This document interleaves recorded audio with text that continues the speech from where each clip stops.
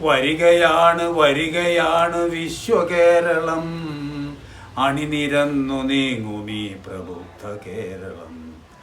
വരികയാണ് വരികയാണ് വിശ്വകേരളം, അണിനിരന്നു നീങ്ങുമീ പ്രബുദ്ധ കേരളം.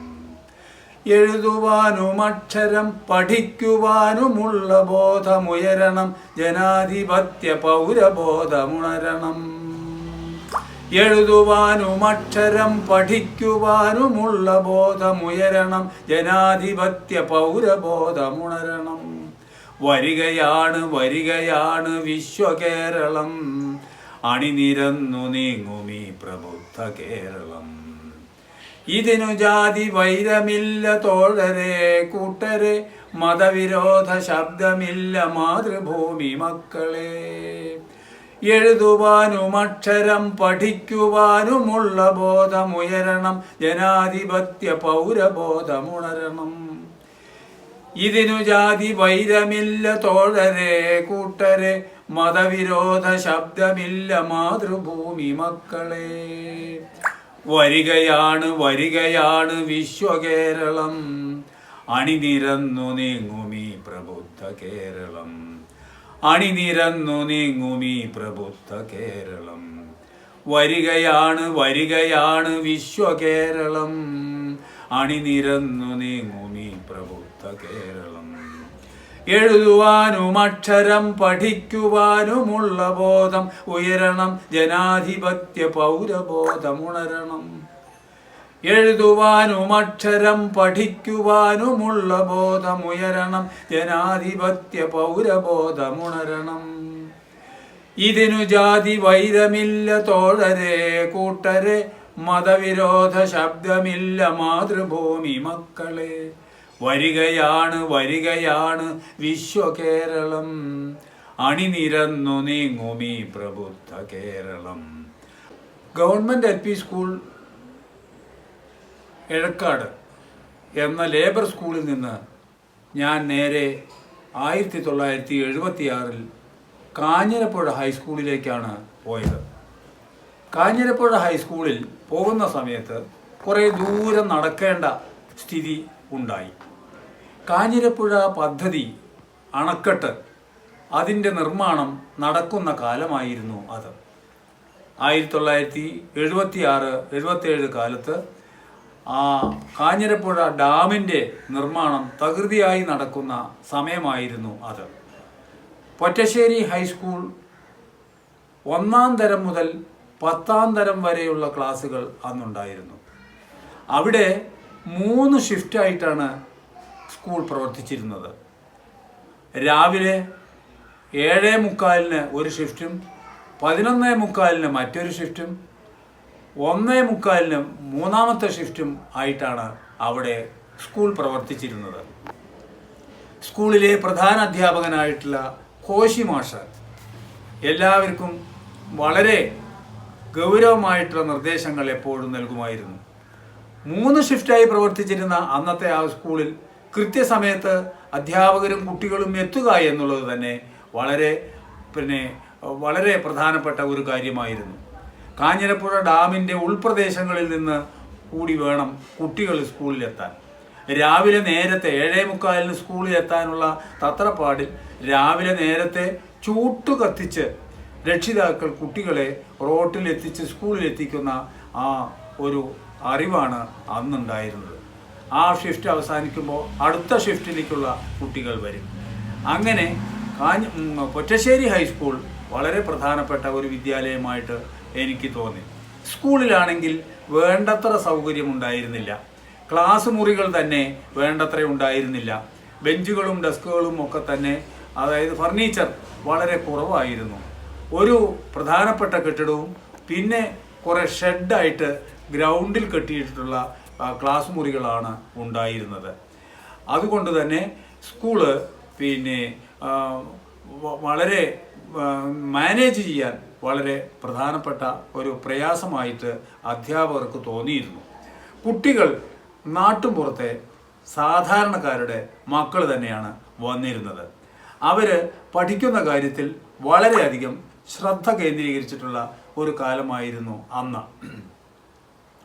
കുട്ടികൾക്ക് വേണ്ടുന്ന എല്ലാവിധ സൗകര്യങ്ങളും സ്കൂളിൽ ഒരുക്കി കൊടുക്കാൻ അധ്യാപകരും രക്ഷിതാക്കളും വളരെയധികം ശ്രദ്ധിച്ചിരുന്നു. ഇപ്പോൾ ആ വിദ്യാലയം ഉയർന്ന് ധാരാളം കെട്ടിടങ്ങളും ക്ലാസ് മുറികളുമുള്ള സ്കൂളായിട്ട് മാറിയിട്ടുണ്ട്. അതുകൊണ്ട് തന്നെ ആദ്യകാലത്തെ ഓർമ്മകൾ വളരെ പ്രധാനപ്പെട്ടതാണ്.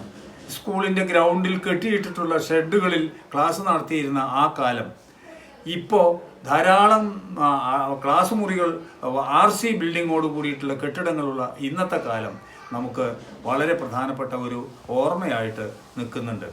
അന്ന് പ്രവർത്തിച്ചിരുന്ന ഭാസി മാഷ് മലയാളം അധ്യാപകൻ, കൃഷ്ണൻ നമ്പൂതിരി, ഇറാനി മോസ് തുടങ്ങിയിട്ടുള്ള അധ്യാപകരെ ഇപ്പോഴും എനിക്ക് ഓർക്കാതിരിക്കാൻ നിവൃത്തിയില്ല. അവർ വളരെയധികം സ്നേഹസമ്പന്നരും എല്ലാ സ്റ്റാഫിനെയും ഒന്നിച്ചു കൊണ്ടുപോകാൻ ശ്രദ്ധിച്ചിരുന്ന ഒരു അധ്യാപകർ കൂടിയായിരുന്നു. ഗ്രേസി ടീച്ചറും മനോരമ ടീച്ചറും ഇപ്പോഴും ഓർക്കുന്ന ഒരു ടീച്ചർമാരാണ്. ഒറ്റശ്ശേരിയിലെ 2 വർഷം പൂർത്തിയാക്കിയിട്ട് ഞാൻ വീണ്ടും വരുന്നത് കോങ്ങാട് UP സ്കൂളിലേക്കാണ്. കോങ്ങാട് UP സ്കൂൾ എൻ്റെ അടുത്തുള്ള ഒരു വിദ്യാലയമായതുകൊണ്ട് എന്നെ അറിയുന്ന നാട്ടുകാരാണ് അധികവും അവിടെ ഉണ്ടായിരുന്നത്. കോങ്ങാട് UP സ്കൂളിൻ്റെ പാരമ്പര്യം എന്ന് പറഞ്ഞു കഴിഞ്ഞാൽ വളരെ പാണ്ഡിത്യം ഏറിയിട്ടുള്ള അധ്യാപകരുടെ ഒരു വലിയ കൂട്ടായ്മ തന്നെ കോങ്ങാട് UP സ്കൂളിലുണ്ടായിരുന്നു. അവിടെ എടുത്തു പറയാവുന്ന ഒരു മലയാള ഭാഷാ അധ്യാപകനായിട്ടുള്ള MP ഗോപാലകൃഷ്ണ പിഷാരടി വളരെ സ്നേഹസമ്പന്നനും പണ്ഡിതനും ആയിട്ടുള്ള ഒരു അധ്യാപകൻ ആയിരുന്നു. മുള്ളത്ത് കൃഷ്ണൻ നായർ മാഷായിരുന്നു ഞാൻ അവിടെ ചെല്ലുന്ന സമയത്ത് പ്രധാന അധ്യാപകൻ. പിന്നീട് ഞാൻ നേരത്തെ പഠിപ്പിച്ച വിദ്യാലയത്തിലെ പ്രധാന അധ്യാപകൻ അവിടെ ഹെഡ് മാഷായി വരികയുണ്ടായി. VVK വാര്യർ, VV കൃഷ്ണൻകുട്ടി വാര്യർ എന്ന അദ്ദേഹം അവിടെ എത്തുമ്പോൾ അദ്ദേഹം ഉണ്ടായിരുന്നു. സ്കൂളിൻ്റെ 100ാം വാർഷികം ആഘോഷിക്കുന്ന ഒരു കാലമായിരുന്നു അന്ന്. സ്കൂളിൻ്റെ പാരമ്പര്യം വെച്ച് നോക്കുമ്പോൾ വളരെയധികം പ്രഗത്ഭന്മാരായിട്ടുള്ള ആളുകൾ ആ വിദ്യാലയത്തിൽ പഠിച്ചു പോയിട്ടുള്ളതാണ്. അന്നത്തെ അധ്യാപകർ കോങ്ങാട് UP സ്കൂളിലെ എന്ന് പറയുന്നത് AV Savitri teacher, Sharada teacher, Parukutty ടീച്ചർമാർ 2 പേര്, M പാറുക്കുട്ടി, P പാറുക്കുട്ടി എന്നിവരൊക്കെ അവിടെ അധ്യാപകരായിട്ടുണ്ടായിരുന്നു. ചിന്നപ്പൻ മാഷ്, രാമകൃഷ്ണൻ മാഷ് തുടങ്ങിയിട്ടുള്ളവരും ആ കാലത്തെ അവിടുത്തെ എൻ്റെ സഹപ്രവർത്തകരായിരുന്നു. വേലായുധം മാഷ് അന്നത്തെ സഹപ്രവർത്തകനായിരുന്നു. അവരൊക്കെ വിവിധ വിഷയങ്ങളിൽ പ്രഗത്ഭന്മാരാണ്. MO കൃഷ്ണനുണ്ണി മാഷ്, C പത്മനാഭൻ മാഷ്, ഇവരൊക്കെ ഈ 2 പേരും ഈ അടുത്ത കാലത്ത് മരണപ്പെട്ടു പോയിട്ടുള്ള ആളുകളാണ്. അവരൊക്കെ കോങ്ങാടിൻ്റെ ഓർമ്മയെ ജ്വലിപ്പിക്കുന്ന അധ്യാപകരാണ്. അവർ വളരെ ദൂരെ നിന്ന് വരുന്ന വിദ്യാർത്ഥികളെ വളരെ സ്നേഹത്തോടു കൂടി പെരുമാറുകയും അവരുടെ എല്ലാ വിഷയങ്ങളും നന്നായി പഠിപ്പിക്കുന്നതിൽ ശ്രദ്ധിച്ചിട്ടുള്ള ആളുകളും ആണ്. ആ കാലത്താണ് ONV കുറുപ്പ് സാറും സുകുമാർ അഴീക്കോട് സാറും സ്കൂളിൻ്റെ ശതാബ്ദി വാർഷികത്തിൽ പങ്കെടുക്കാൻ അവിടെ എത്തിയ വിവരം ഞാൻ ഓർക്കുന്നു. അവർക്ക് സ്വാഗതം പറയാനുള്ള ഭാഗ്യം എനിക്ക് ഉണ്ടായിരുന്നു എന്നുള്ളതാണ്. അതെനിക്ക് ഓർമ്മയിൽ തങ്ങി നിൽക്കുന്ന പ്രധാനപ്പെട്ട ഒരു വിഷയമാണ്. അങ്ങനെ അവിടെ കോങ്ങാട് UP സ്കൂള് വളരെ പ്രശസ്തമായ രീതിയിൽ പ്രവർത്തിച്ചു കൊണ്ടിരിക്കുന്ന ആ സമയത്താണ് എൻ്റെ ഉയർന്ന വിദ്യാഭ്യാസ യോഗ്യത നേടാനുള്ള പരിശീലനം ആരംഭിക്കുന്നത്. കാലിക്കറ്റ് യൂണിവേഴ്സിറ്റിയുടെ കീഴിൽ ഞാൻ കോഴിക്കോട് മീൻചന്തയിൽ B.Edന് ചേരുകയും അത് പൂർത്തിയാക്കുകയും ചെയ്തത് ആ കാലത്താണ്. ആ കാലത്ത് തന്നെയാണ്, അത് കഴിഞ്ഞതിന് ശേഷമാണ് എനിക്ക് കാലിക്കറ്റ് യൂണിവേഴ്സിറ്റിയിൽ നേരിട്ട് വെക്കേഷൻ M.Ed എന്നുള്ള ഒരു പരിശീലനം, അതായത് M.Edനുള്ള പഠനം പൂർത്തിയാക്കാനും എനിക്ക് ആ കാലഘട്ടത്തിലാണ് കഴിഞ്ഞത്.